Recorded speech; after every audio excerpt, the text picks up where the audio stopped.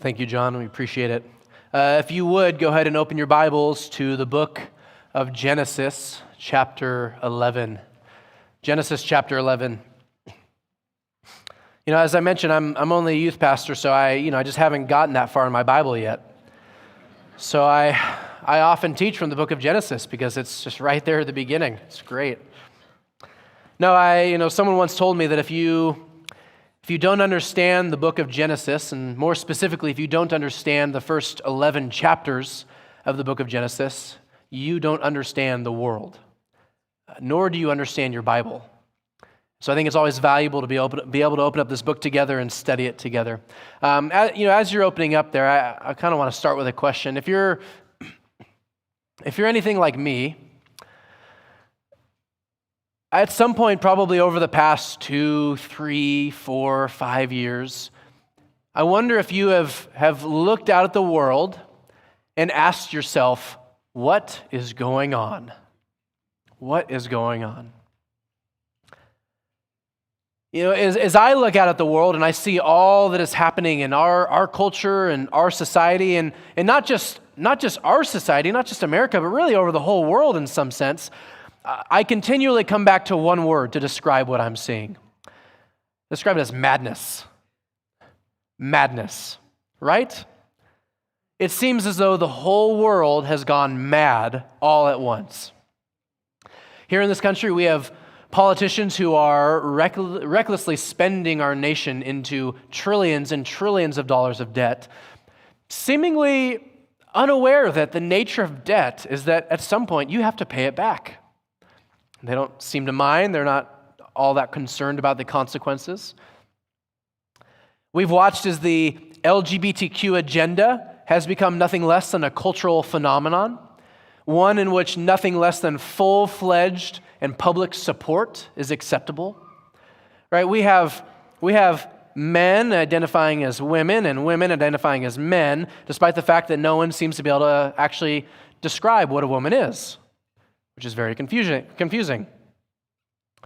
I mean, it's gotten so bad to where there are people out there who are identifying as cats. This is a true story. There are several high schools throughout the country that have been mandated by law to provide kitty litter boxes in their bathrooms for their students that self-identify as felines. Not a joke. This is actually happening in America in 2023. It's madness. It's madness. We have adults, grown men and women who are fighting tooth and nail to have sexually explicit books put into elementary school libraries. It's madness. It's as if all rationality, all logic, all common sense has gone out the window. And not only that, but we have local and state and national and worldwide leaders trying to tell us how to think and how to speak and what to believe and what kind of car to drive and what to eat. It's just all madness. It's just a very strange world that we live in. Douglas Murray, in 2019, he wrote a book called The Madness of Crowds, in which he's trying to identify the root cause for all the craziness that he sees as he looks out on the landscape of this world. This is what he writes. He says, even the origin of this condition, that is the madness that we see, even the origin of this condition is rarely acknowledged. This is the simple fact that we have been living through a period of more than a quarter century in which all our grand narratives have collapsed. That is, all our worldviews, all our common ways of explaining the world and who we are and our purpose in it, they've all collapsed.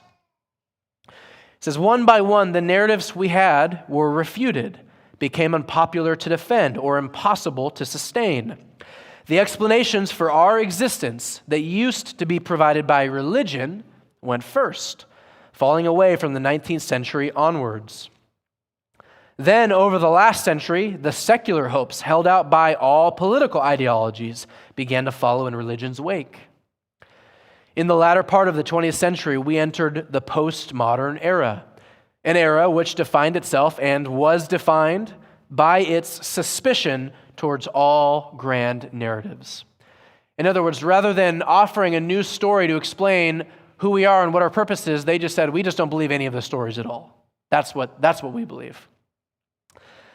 He says, however, as all school children learn, nature abhors a vacuum. And into the postmodern vacuum, new ideas began to creep with the intention of providing explanations and meanings of their own. In other words, as Alexander Solzhenitsyn once said, people have forgotten God. That's why all this has happened. People have forgotten God. That's why all this has happened. People have forgotten God, or maybe we would better and more accurately put it, people have suppressed the truth in unrighteousness. People have sought to replace God, to set him aside.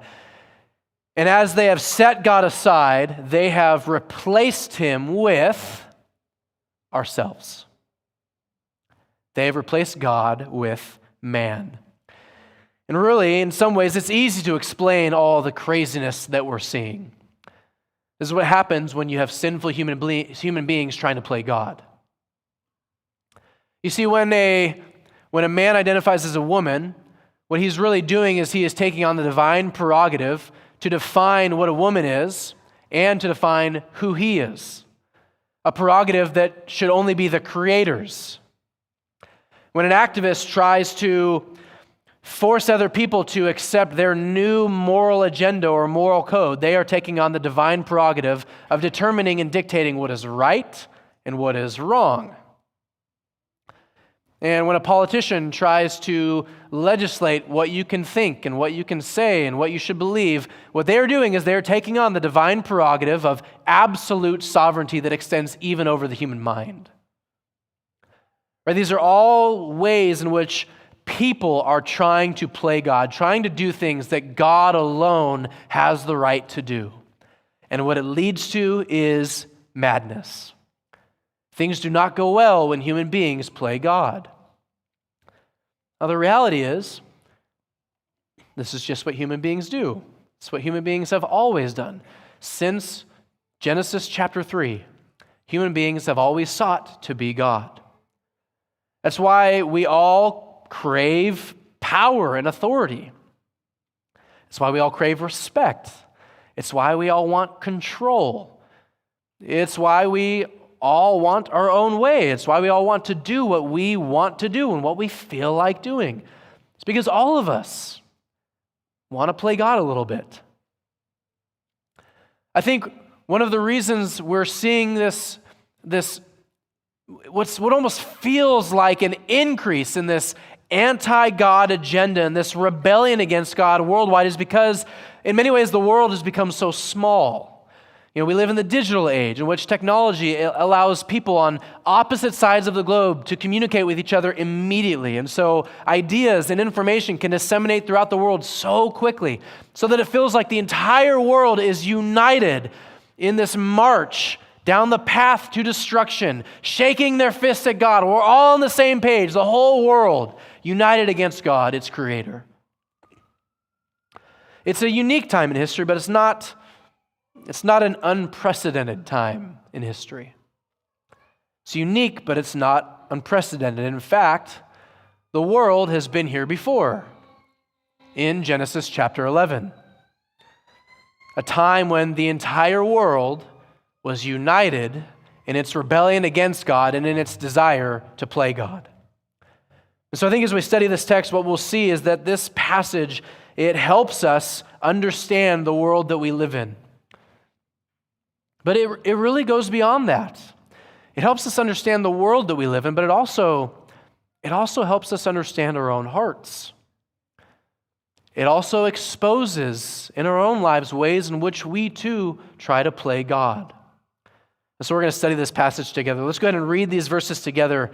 Genesis chapter 11. I'll read the first 9 verses. Go ahead and follow along with me as I read them out loud. Genesis chapter 11, beginning in verse 1. Now the whole earth had one language and the same words. And as people migrated from the east, they found a plain in the land of Shinar and settled there. And they said to one another, "Come, let us make bricks and burn them thoroughly." And they had brick for stone and bitumen for mortar. Then they said, "Come, let us build ourselves a city and a tower with its top in the heavens. And let us make a name for ourselves, lest we be dispersed over the face of the whole earth." And the Lord came down to see the city and the tower which the children of man had built. And the Lord said, "Behold, they are one people, and they all have one language. And this is only the beginning of what they will do. And nothing that they propose to do will now be impossible for them. Come, let us go down and there confuse their language, so that they may not understand one another's speech." So the Lord dispersed them from over the face of the earth, and they left off building the city. Therefore its name was called Babel, because there the Lord confused the language of all the earth, and from there the Lord dispersed them over the face of all the earth. This story, one of which I'm confident that many of you are very familiar. I think it comes to us, or it unfolds before us in three scenes, and we'll just take them one at a time. Scene number one, man ascends. Man ascends, verses 1 through 4. You see that the whole earth shares a common language. They have one language and the same words. And it says that the people migrated from the east. They find a place to live in and settle, and they congregate there together. And they decide to build for themselves a city and a tower whose top will be in the heavens. And you look at the scene and you probably wonder, what's the big deal? I mean, on the face of it, why is this such a problem? Why is this a bad thing? Why is this story negative? What's so bad about this? I mean, in many ways, this is utopia, right? I mean, think about it. It's the whole world united, at peace, living together, united in a common cause, building something together, something that will be great and grand and memorable. This is what we all want, right? It reminded me this week of that song Imagine that John Lennon wrote in the 70s. You guys remember that song? This is what he says in verse 2. I'm not going to sing it to you because I'm not mean. Verse 2, he says, "Imagine there's no countries. It isn't hard to do. Nothing to kill or die for, and no religion too. Imagine all the people living life in peace." And then he gets to the chorus. "You may say I'm a dreamer, but I'm not the only one. I hope someday you'll join us and the world will be as one." Sounds lovely. I mean, we might quibble about the no religion part, but otherwise, I mean, nothing to kill or die for? That doesn't sound too bad, right? You look at what's going on in the Middle East, and I think we would all be grateful for peace. We'd be grateful for a world in which people aren't killing each other and people aren't dying at the hands of others. And so on the face of it, this scene in Genesis chapter 11, it doesn't seem all that bad. So what's the problem? Well, like any event in history, this does not happen in a vacuum. It doesn't happen in isolation. We have to ask ourselves, how did we get to this moment? What came before? You see, to really understand the nature of what's happening in Genesis chapter 11, you have to go back to Genesis chapter 1. And so go ahead and flip in your Bibles back to Genesis chapter 1. Let's do a brief little survey of the first 10 chapters of the book of Genesis to try to understand the significance of what these people are doing. Genesis chapter 1, verse 1, you see, in the beginning, God created the heavens and the earth.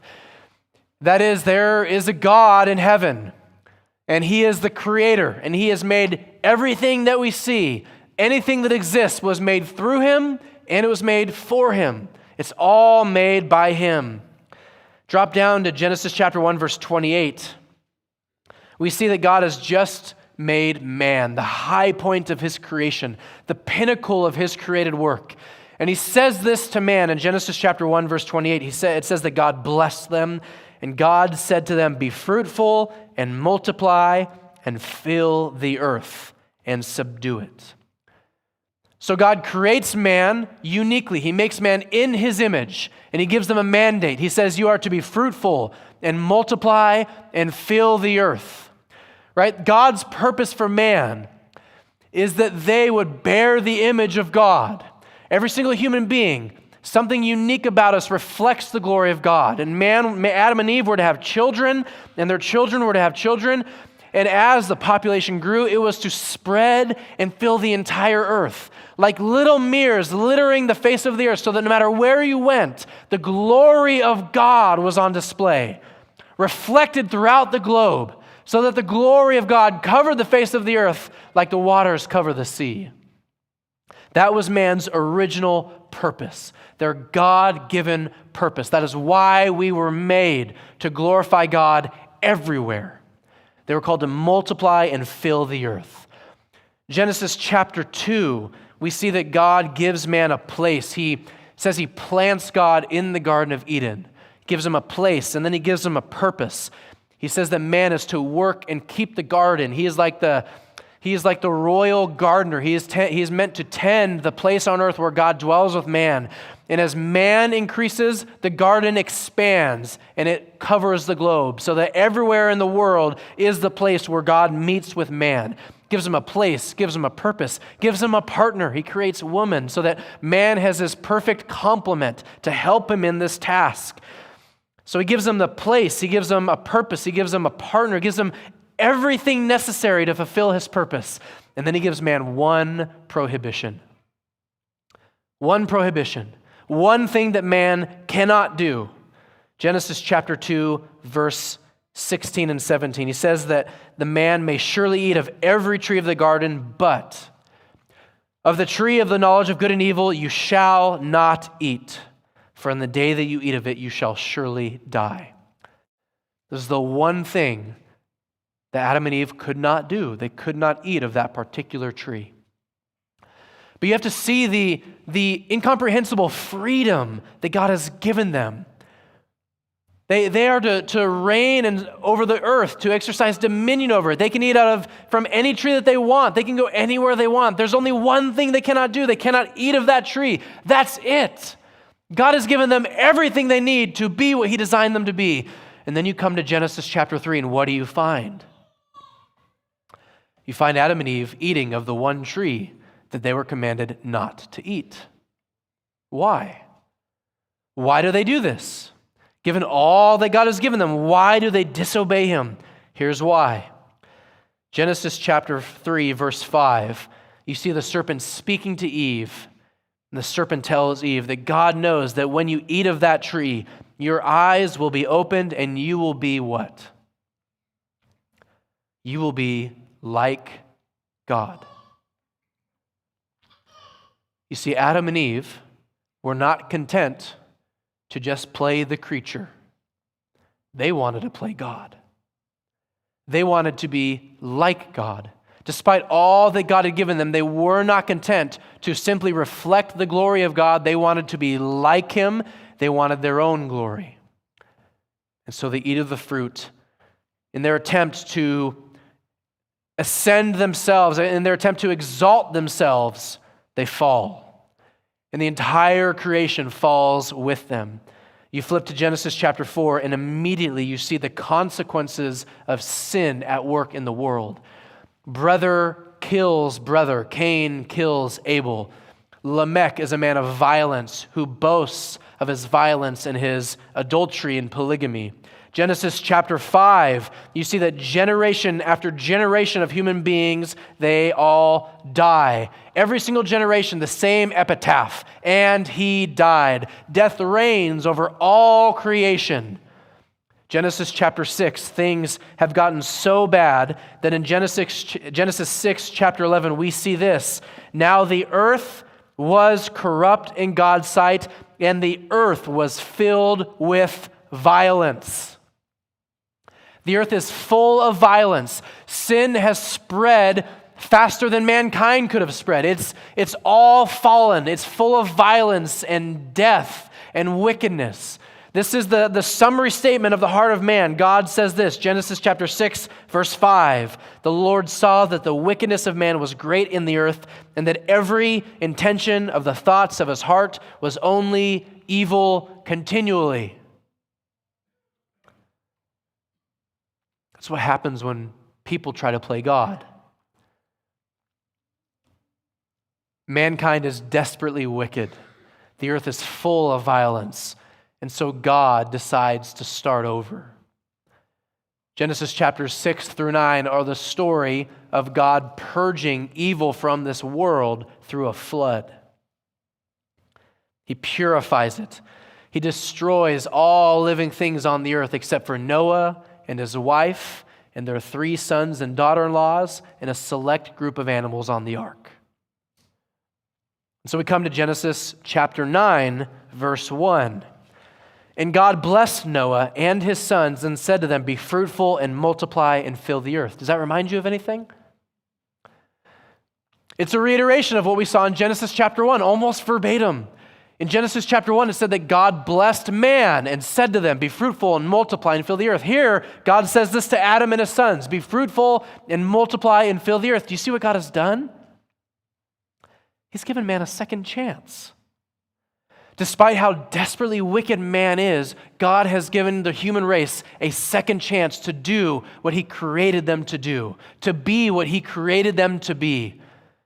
He says once again, "Be fruitful and multiply and fill the earth." And in so doing, spread the glory of God everywhere. And so then you come to Genesis chapter 11, and what do we find? Do we find people obeying the command of God and multiplying and spreading throughout the world and filling the earth? No. You find people, the whole earth, sharing one language, coming together, congregating, building a city and a really tall tower, and saying, "Let us make a name for ourselves, lest we" what? Lest we be dispersed. Let's make a name for ourselves, lest we be spread out over the face of the earth. These offspring of Noah and his sons knew exactly what they had been commanded to do, and they intentionally try to come up with a plan to not do what God has called them to do. This scene, this story, is full, outright rebellion against God. It is an utter rejection of the mandate that God has given to man. God said, "Fill the earth," and they say, "No, thank you. No, we don't want to. We will call the shots. We will be God." And really, as you begin to get into the details of this passage, you see all the more clearly that these children of Noah are hell-bent on disobeying God. They are in full-fledged rebellion. You see first in verse 2 that the people migrated from the east, and that's significant. That eastward direction, it is symbolic of moving away from the presence of God. In Genesis chapter 3, when God casts Adam and Eve out of the garden, He sends them to the east. In Genesis chapter 4, when God sends Cain away from His presence, it says that Cain fled to the east and settled there. In Genesis chapter 13, as Abraham and his nephew Lot are surveying all the land before them and trying to decide who's going to live where, it says that despite the fact that the promised land is in the west, Lot lifted his eyes and looked east, and he saw the Jordan River Valley, and that it was beautiful and well-watered like the land of Egypt, like the Garden of Eden, and he chooses to settle there next to the city of Sodom. Genesis chapter 25, when Abraham sends away his sons that are not the chosen sons, that are not Isaac, it says he sent them to the east. Even later on in Israel's history, the tabernacle and the temple would be oriented so that the entrance of the tabernacle would face the east. That way, when you entered the tabernacle, you were moving west towards the presence of God in the holy place. But as you exited the tabernacle, you were moving east, away from the presence of God. And so throughout the book of Genesis and really throughout the Old Testament, that eastward direction is significant. It is the author's way of subtly telling us that these people are up to no good. They are not God-fearers and they are not God-followers. They are separated from God's presence. They are from the east. Not only that, but look at how they speak to each other. 3 times they say this. They say, "Come, let us," right? Let us make a name for ourselves. Let us build a tower and a city. Let us make bricks. Let us. Do you remember who else said something like that? Genesis chapter 1, verse 26. God said, "Come, let us make man in our own image, after our own likeness." Even in the way they speak, it's like they're trying to echo or mimic God. Come, let us. It says that they had bricks for stone and bitumen for mortar. Bitumen would have been a sticky tar-like substance that they would have used to stick the bricks together to build their tower and their city walls. Where do you think they got the idea to do that? Genesis chapter 6 says that God gave tar to Noah to seal the ark together so that it would be watertight. In other words, God gave a gift to mankind, a technology that enabled man to live on and survive the global flood. And these people take a gift from God and they pervert it to do something that is antithetical to God. It says that they seek to build a tower with its top in the heavens where God dwells.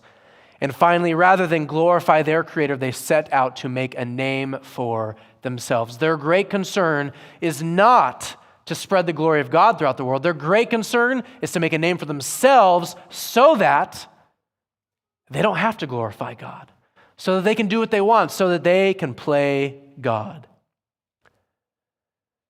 When you begin to look at the details, the whole scene reeks of rebellion. And it's just what people do. This is what humanity does. We like to play God. It's what Adam and Eve did in the garden. They wanted to be like God. It's what our world is doing. People are trying to play God. Psalm chapter 2, verses 1 through 3. Why do the nations rage and the peoples plot in vain? The kings of the earth, they set themselves, and the rulers take counsel together against the Lord and against his anointed, saying, "Let us burst their bonds apart and cast away their cords from us." What do the nations want to do? What do the kings of the earth want to do? They want to throw off the authority of God. They want to burst his bonds and cast away his cords. They want to do what they want to do, not what God tells them to do. They want to play God. You see, what we're seeing in our world today is what happens when people try to escape God's authority and be their own gods. That's what's happening. That's what we see.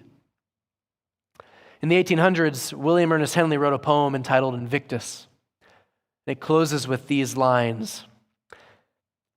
"It matters not how strait the gate, how charged with punishments the scroll. I am the master of my fate. I am the captain of my soul." Isn't that a powerful image of the spirit of man? Human beings want to be their own God, their own authority, their own king. They want their own autonomy. They want to do what they want to do.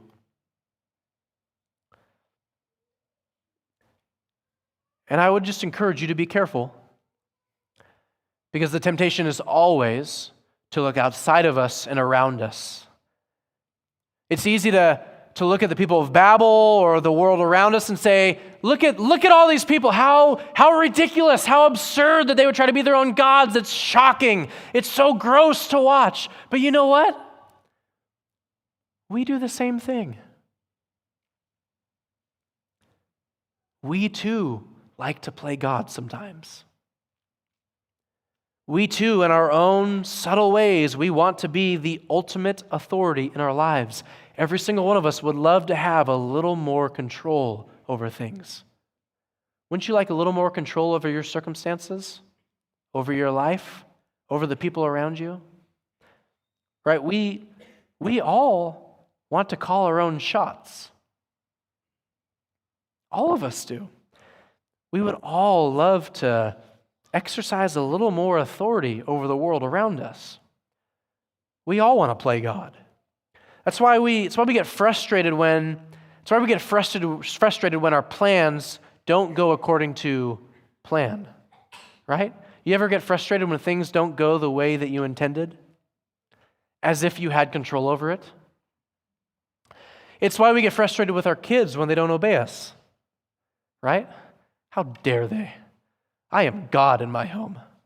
How dare they disobey me?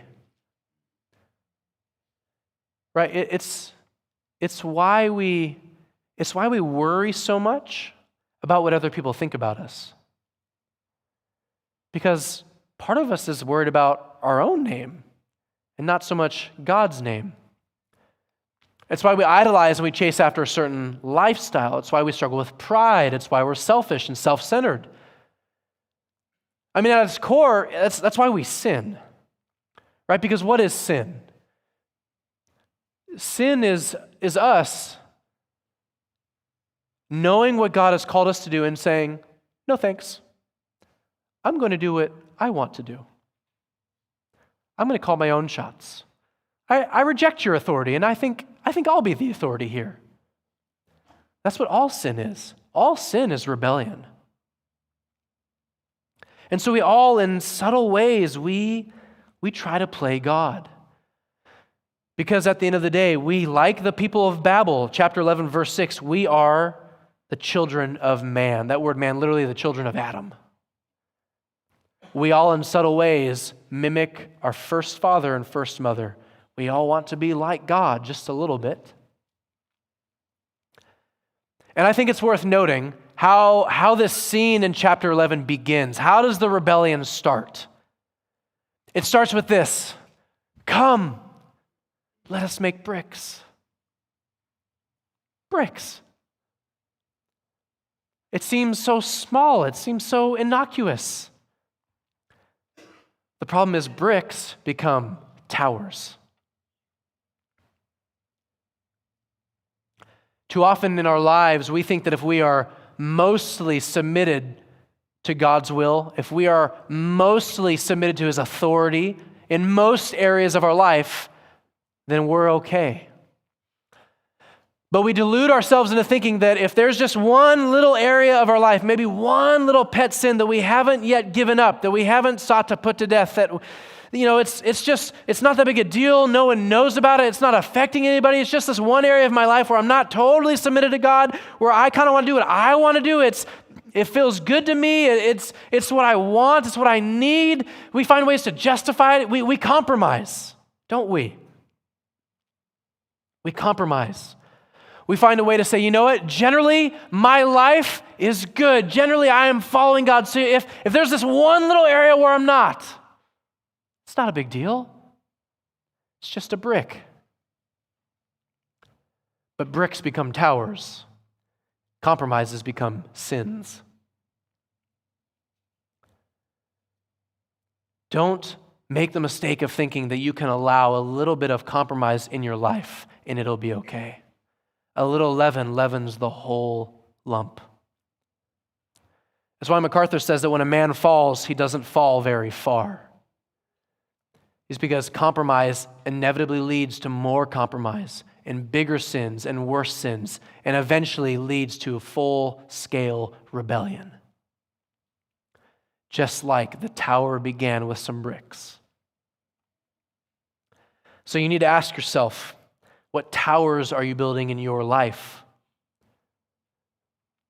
What are the areas of your life where you are seeking to be the authority, where you are desiring to have control, where you are not willing to submit to God all the way? Where are you building towers? Where are you allowing compromise in your life? What areas of your life, what sins are you justifying and allowing them to stick around? In what areas of your life are you playing God? There are consequences to playing God. You have to recognize that. That's what we see in the story as it unfolds. If the first scene was man ascends, then the second scene is this: God descends. God descends, verses 5 through 7. In verse 5, it says this. Remember, the people have come together. They've gathered together. They're cooperating. They set out to build a city with a tower whose tops reaches up to the heavens. That is, the tower is going to be so tall that it gets all the way to the dwelling place of God. And what do we have in verse 5?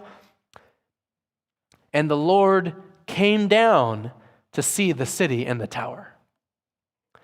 You have to appreciate the irony. Mankind united, the whole world united in its effort to make themselves God. We will ascend to the heavens. We will build a tall tower. And then in verse 5, you get this picture of God up in heaven going, like he's looking for his glasses because he's not really able to see what's going on down there. He's like, I suppose I should go down and see what the humans are doing. That's the picture we get. Humanity is convinced that with all their ingenuity and all their effort and all their strength, they can work their way to God, but God has to come down to see what they're doing.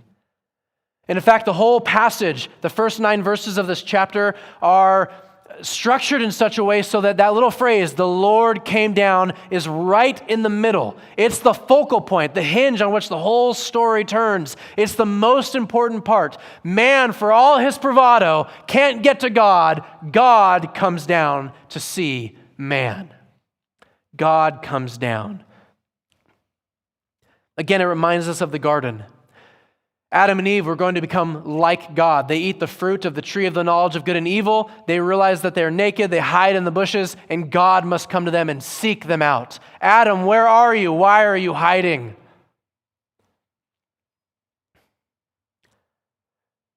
Friends, I think it's just a good reminder. You cannot work your way to God. You can't work your way to God. You can't build your way to God. You can't earn your way to God. You certainly can't replace God. You certainly can't set God aside. You certainly can't be God. If man is going to meet with God, God must come down. And God does. He comes down. It reminds me again, Psalm chapter 2, why do the nations rage? The peoples plot in vain. The kings set themselves against God and against his anointed. They're going to burst his bonds. They're going to throw off his cords. Verse 4, he who sits in the heavens laughs. God chuckles to himself. It's like when you have a little 2-year-old throwing the most epic of all tantrums, right? And the little 2-year-old is writhing on the ground, flailing his arms and legs, shaking his fists at the authority of his parents, saying, "How dare you? I am the authority. I am powerful." And the parent looks and kind of laughs. It's almost cute, if sin can be so cute. Because the reality is, the parent is not threatened by the child's tantrum.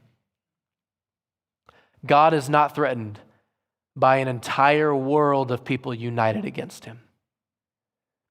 He sits in the heavens and he laughs. And then he comes down. I think that this point is one of the most important things that we as Christians must remember when we look out at the world around us.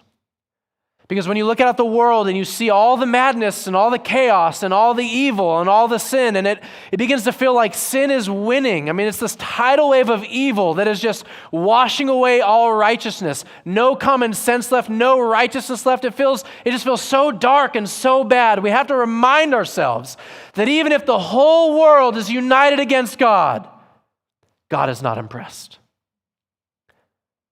Isaiah chapter 40, verse 15, behold, the nations are like a drop from a bucket and are accounted as the dust on the scales. Verse 17, all the nations are as nothing before him. They are counted by him as less than nothing and emptiness. Do you realize how hard it is to have less than nothing? Think about that phrase, less than nothing. Now, what he's not saying that these people are valueless or meaningless. What this text is saying is compared to God, all the people of the world and all the nations are like a drop in the bucket, like dust on the scales. God is so much bigger and so much better and so much stronger that even the entire world cannot hold a candle to God. And we need to remember that. We need to remember that when we are tempted to despair over the state of our world. We need to remember that when we become fearful of what the future will bring. Because really, when we are despairing and we are fearful, what we are doing is we are forgetting who God is. We are forgetting that God is omnipotent. That means he is all-powerful. Even all the nations united against him, as strong as they can be, bringing all their strength to the table, they are as nothing before him. He is all-powerful. We forget that he is the uncontested sovereign. The uncontested sovereign. That is, even when the kings of the earth unite and say, we are going to throw off the authority of God and we are going to establish ourselves as kings and gods, God is not threatened. Because he is the ultimate sovereign. It is his throne. And no matter how hard humanity might try to climb to it and de-seat him, they cannot. Because he is God. We forget that he is the author of history. He has written the end from the beginning. And even the entire world, united in rebellion, cannot do anything that God has not ordained. As Daniel says, none can stay his hand. That is, no one can thwart his will. No one can derail his plan. When God looks at the people of Babel, he's not surprised, he's not shocked, he's not threatened, he's not dismayed. He's in control. And the same is true today. Do you think God is surprised by what's going on in our world? We might be surprised. I'm a little surprised at times, but God's not. He's not surprised. He's not shocked. He's certainly not threatened. And he's certainly not worried that mankind, even the whole world united, will thwart his plan for history. And if that's true, then we don't need to worry. And we do not need to despair. It doesn't mean we can't grieve over the evil that we see in this world. It doesn't mean that we can't be sorrowful over human sin and the turmoil and the violence and the chaos that it ravages. It just means we don't have to despair and we don't have to be afraid. We can trust that God's in control. We can trust that He's got this. And in fact, in the story, what you see is God comes down and he sees what the people are doing, and he says this in verse 6. He says, "Behold, they are one people and they all have one language, and this is only the beginning of what they will do." In other words, God recognizes that when you let a bunch of sinful people come together and do their own thing, it's only going to get worse. This is only the beginning of what they'll do. This is only the start. This is only the beginning of their rebellion. It's only going to get worse. It's only going to get darker. Again, a good reminder, sin left unchecked never fixes itself or reverses itself or resolves itself. That's true in the world, and that's true in your life.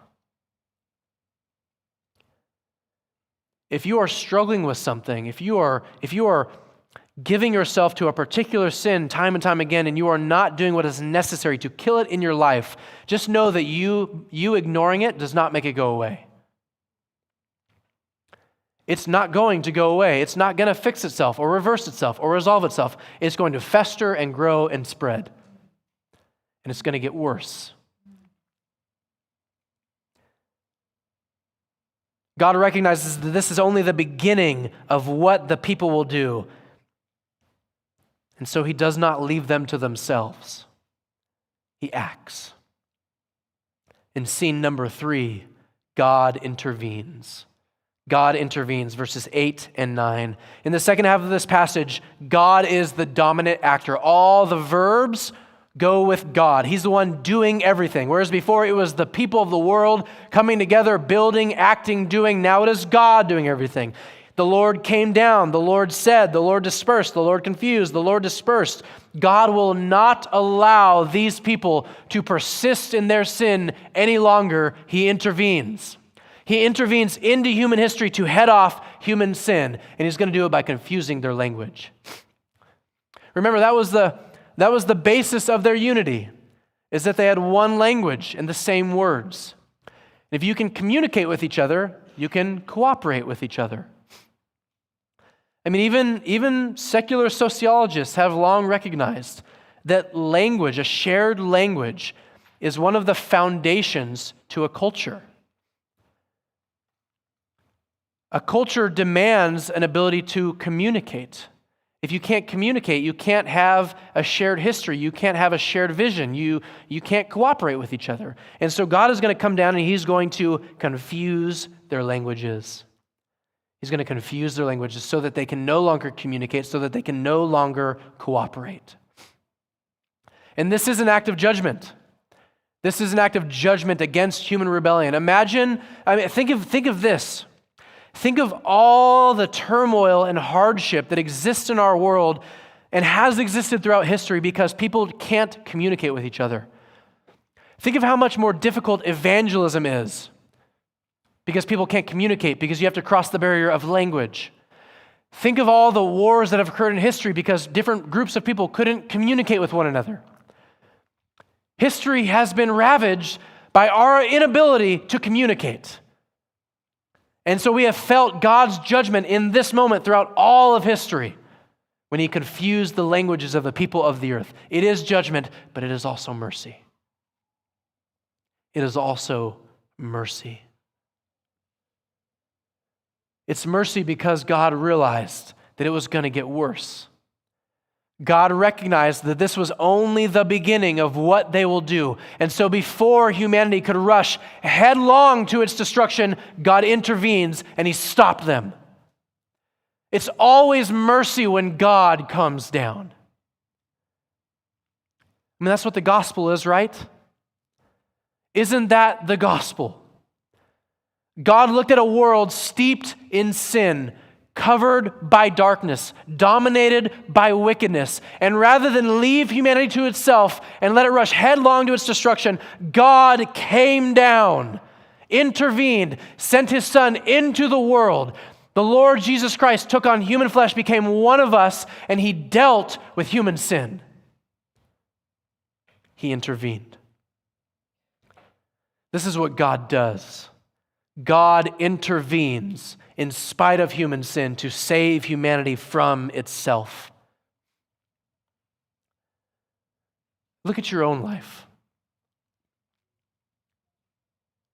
Aren't you glad that God intervened in your life?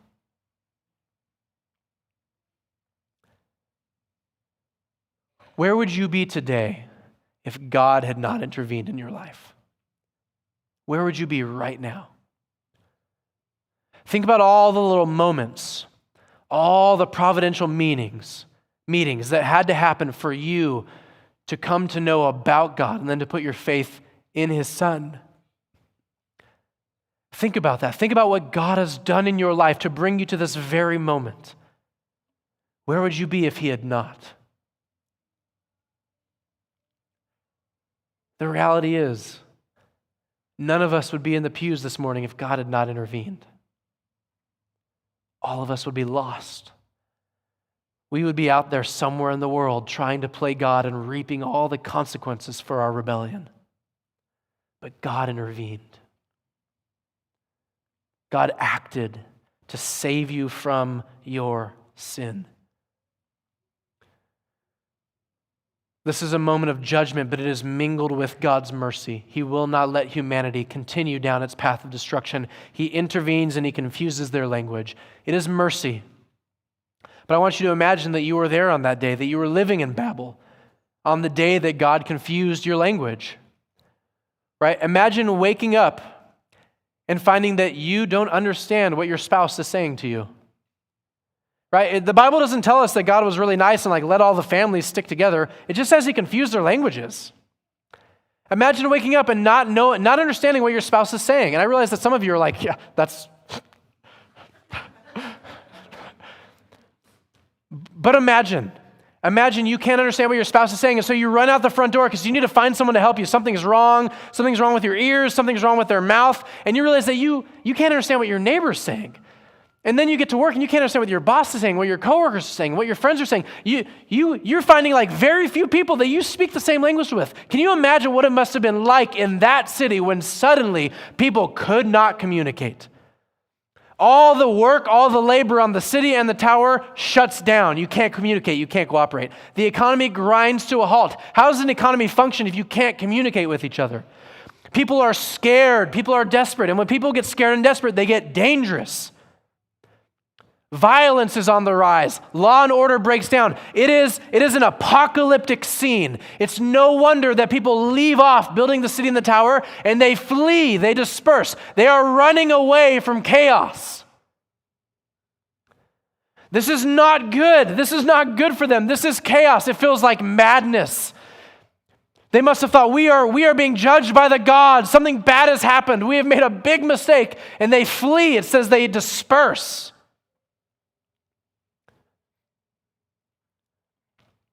But then you back up and you look at it from God's perspective. Twice it says that God, the Lord, dispersed them over the face of all the earth, which is exactly what he always intended for humanity to do. He said to be fruitful and multiply and fill the earth. And mankind said, no, we don't want to. And God said, well, you're going to. Because I'm God and you're not. God's plan and purpose and intention for man still takes place despite man's rebellion. His plan has not been thwarted. His purpose has not been revoked. His will is still done. And that's just a good reminder, because the same is true today. We look at the world from our vantage point, from our perspective, and it's madness. It's chaos. It can feel a little apocalyptic. We are just waiting for fire and brimstone to fall out of the sky. It can feel like things are really, really bad. But from God's perspective, history is unfolding exactly as he intended for it to unfold. He is no less in control today than he was then. His plans have not been thwarted. His purpose has not been revoked. His will continues to be done in the world. The question for us becomes, can we trust him? Can we trust him in that? Because you might be here this morning and your life might feel a little chaotic, right? Despite that innate desire to be in control, we are often reminded that we are not in control. You might be here this morning and all your best laid financial plans have blown up in your face. Or maybe your family has been struck by illness. An illness that you did not foresee and that you were not prepared for. Maybe for some of you, your children have gone wayward and you can't figure out where you went wrong or why it happened. Maybe you're just not where you thought you'd be. Maybe you're sitting here single and you thought that you'd be married by now. Maybe you're sitting here and you're just afraid. You're afraid that something like this is going to happen to you, that something's going to go wrong, that things are going to go bad. You're worried about what the future holds. You're worried that everything that you have built, you're going to lose it. Maybe you're worried about what's going to happen to your children or your grandchildren. You're just fearful of the future. In all this, can you remember that God is in perfect control? Perfect, absolute control. We do not need to despair, and we do not need to live in fear. That's not to say that we shouldn't be prudent. It's not to say that we shouldn't be wise. It's not to say that we shouldn't respond to what we see with wisdom. It's not to say that we shouldn't plan for the future. It's not to say that we shouldn't have a sober view of the world around us. It's not to say that we should bury our heads in the sand and pretend like it's all not happening. It's just to say this: you don't have to be afraid because God's in control. He's in control, and He's also good. And He works all things for the good of those who love Him and are called according to His purpose. That includes the things that feel like chaos and that look like madness. God's will be accomplished in this world and in your life. Do you believe that? Can you trust Him? Can you trust Him enough to stop playing God and to acknowledge Him as God? Heavenly Father, we thank You for Your word.